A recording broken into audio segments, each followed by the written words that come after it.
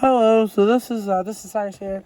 This is how you replace a auxiliary unit thing on a 2015 to a 2023 Dodge Challenger. It goes anywhere from a rental car to the Demon. They all have the same thing.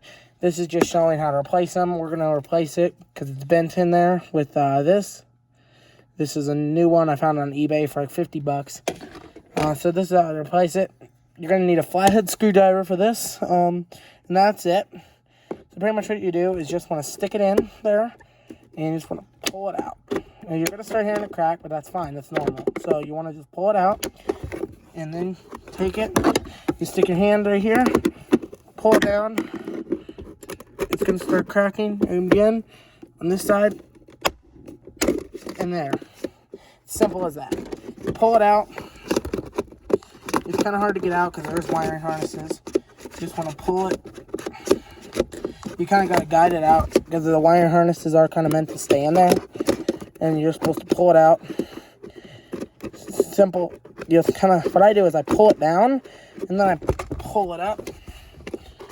And it's there. You see it came out. And now what you're going to do is you're going to want to see there's a wiring harnesses, there's two. And if you stick my phone flashlight right there, you take it and you just want to pull them off. Very simple.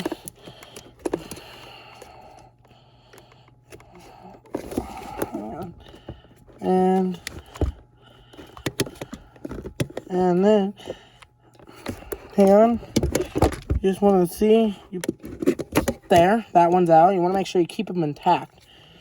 And now what you're going to do is you can keep this and sell it on eBay, but this one is not any good, so I'm not going to sell this. This is going to go in the trash. Now, we're going to take the new one, and you're going to look at the wiring. You're going to look at this, and you're going to match them up, and you're just going to click them in. Simple as that. You're just going to want to do the same on this. This one's a little trickier. You gotta kind of, there. That one, now that's in. You take it. Simple as that, guys. It's as simple as that.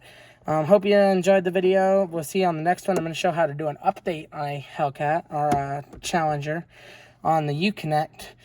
And I'm going to go do that now. So, see you in the next one. Bye.